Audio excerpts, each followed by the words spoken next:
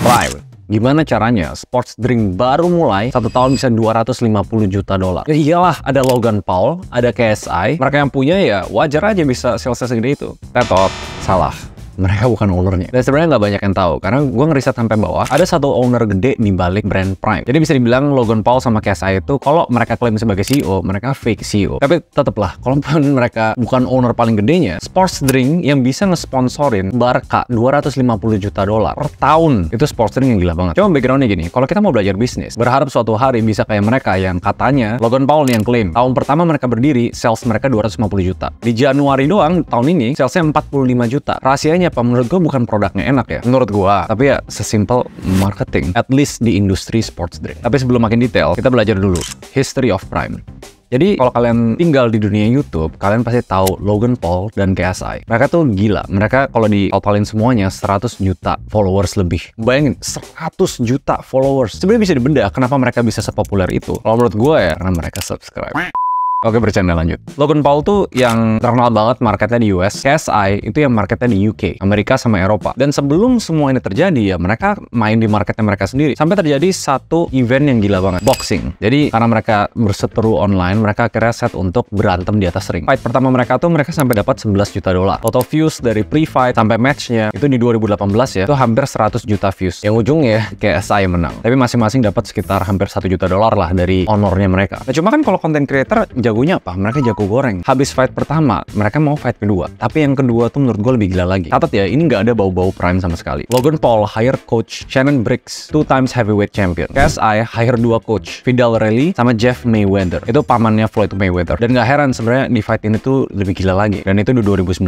Nah dari sana mungkin ya, ini orang di balik Prime. Dia cep mantau, dia lihat kok bisa ya 2 influencer gede ini datengin hype sama marketing sebanyak itu. Fast forward kemudian di 2022, Januari lebih tepatnya, mereka announce yang kita masuk ke chapter 2, Prime is born. Mereka announce kita menciptakan Prime untuk ngasih lihat kalau 2 rival come together barengan sebagai business partner dan brothers, mereka bikin sesuatu yang great taste meets function. Nah ini introduction pertama. Produk pertama mereka itu sebenarnya bukan sports drink. Kalian harus bisa bedain ya, sports drink sama hydration drink. Sports drink itu biasanya pasti ada kafein sama hal-hal yang bikin kita kayak hyper banget. Hydration drink itu ya bikin kita seger aja, apa yang namanya dahaga. Nah ini botol pertama mereka, coconut water, rasanya enak sama banyak lah hal-hal lain. Tapi menurut gue ya hydration drink gitu semua. Harganya $30 untuk 12 pack, dan pas launching orang tuh sampai nggak bisa dapat barangnya. Sampai ada yang pernah resell harganya tuh gila banget. Dan mereka terang-terangan loh, mereka bikin misi. Sebenarnya kalau ngomong sports drink paling gede ya Gatorade. Ini kalau di Amerika ya, sama Monster mungkin ya. Tapi Gatorade itu 6 miliar dolar penjualannya. Jadi emang gede. Pas mereka bikin brand, mereka tuh misinya tuh emang pengen jadi underdog. Ini statementnya mereka. Pengen jadi brand kecil yang ngalahin giant-giant di dunia. Bilangnya sih iya, produknya lebih bagus, electrolyte, vitamin, mineral, tapi ya sama sih. Ujung-ujungnya ini kayak kasus Liquid Death kalau kalian belum nonton videonya, yang jualan air doang ya ujung-ujungnya branding, marketing, yang hasilnya sukses. 1 tahun mereka jadi brand nomor 6 di US. Angkanya tadi 250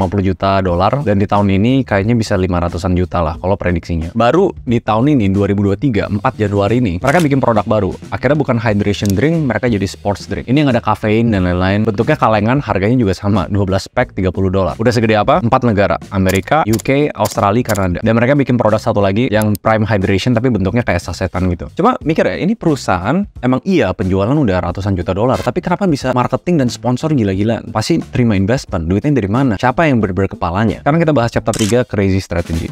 Emang dari dulu sebenarnya kalau kita ngomong Red Bull, Monster, energy drink, sports drink, itu tuh lu nggak minum cairannya, lu minum brandnya. Red Bull gives you wings, bikin orang kayak ngerasa punya sayap, mereka bisa terbang. Padahal kalau dipikir-pikir sports drink ya intinya kafein. Intinya satu bahan aktif yang bikin lu lebih hyper. Dan mereka ngerti, jadi produknya menurut gue emang nggak revolusioner. Brandnya sampai di Juli 2022 mereka jadi official sponsor Arsenal, itu 150-an juta dolar. Di Februari 2023 nge-sponsor UFC, itu pas Monster udah turun. Di April 2023 Los Angeles Dodgers. Hebat ya, belum selesai. Mei 2023 sponsor untuk Timmy Hill di NASCAR. Baru yang belakangan ini di bulan ini Juli 2023 sponsor FC Barcelona. Dan kenapa mereka ngelakuin sponsor sebanyak itu? Karena mereka tahu dari awal, inget ya, misi mereka apa? Misi mereka pengen jadi brand kecil yang bisa ngalahin brand-brand gede. Di zaman sekarang bisnis itu bukan masalah siapa yang bisa paling bagus duluan, tapi siapa yang paling cepat. Dan mereka sadar ini. Jadi pas mereka bikin sports drink dan pakai momentum, kita jujuran aja ya, kalau pakai influencer ada namanya momentum, dan sering kok ada yang naik habis itu turun. Mereka perlu langsung hajar habis-habisan di semua sponsorship, make sure kayak semua tahu tentang Prime, and that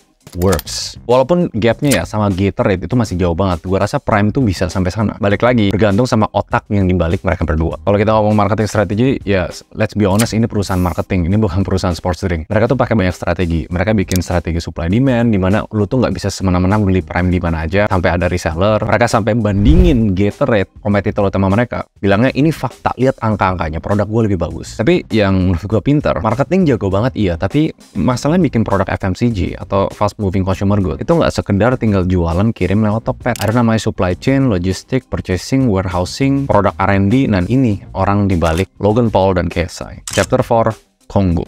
Rumornya ya, ini dari artikel soalnya. Logan Paul sama KSI masing-masing cuma punya 20%. Sisanya mayoritas itu dipegang sama Kongo Brands harusnya. Jadi Kongo Brands itu apa? Kongo Brands itu sebenarnya agency, product development agency. Mereka emang agency yang bisa ngedevelop produk, urusin end-to-end bisnis, terus ya influencer aja yang jualin. Kalau kalian tahu, mereka pernah bikin produk sama influencer fitness sebelumnya, Christian Guzman, 3D Energy Drink namanya. Alan Ninu, itu nutrition drink juga, influencer Katie Hearn. Dan ini dua orang di balik Kongo Brands, Ray Steiger sama Max Clemens. Sekaligus ya mungkin bilangnya the real owners of Prime. Nah ya sebenarnya track recordnya Logan Paul bikin bisnis kayak CryptoZine yang sempet dibilang scam, ya nggak gitu bagus juga. Mungkin jadi emang ada orang otak bisnis yang harus jalan di belakang. Partner-partner lain banyak lah. Misalnya kalau di UK ada namanya Refresco. Dia yang akhirnya handle sourcing, production, warehousing, logistik. Tapi ya mungkin itu tujuannya. Emang kayak ngebangun bisnis emang harus ada beberapa orang yang fokus di satu hal, yang satunya fokus di hal lain. Logan Paul kayak ya udah influencer, mereka fokusnya di marketing. Otak bisnisnya harus dipegang sama orang lain. Dan makanya di Seven Planner gue bilang emang ada 3 jenis archetype. The designer, the showman, sama the enforcer. Ini udah jelas, Logan Paul sama KSI itu the showman, orang yang suka keluar-keluar. Tapi bukan di luar doang yang arrangement kayak gitu, di Indo juga sering banget. Kalau kalian inget trennya, bisnis roti artis mirip-mirip. Ada otak bisnis di belakangnya yang punya produk bisa direplikat. Soalnya kan kalau lihat Kongo Brands ya, mereka sports drink semua, minuman semua. Produknya bisa bilang sama, tapi influencernya beda-beda. Jadi karena marketing angle-nya beda, ya perusahaannya beda. Cuma hebat ya, kita ngelihat strateginya. Kalau misalnya yang paling jago di marketing digabungin sama yang udah pengalaman di bisnis, ya lu bisa membangun brand yang gede banget dalam waktu singkat. Tapi ya nggak nutup kemungkinan sebenarnya Prime udah terima investment, karena nggak mungkin bisa bayar semua sponsor itu dari pendapatan mereka. Jangan lupa, $250 juta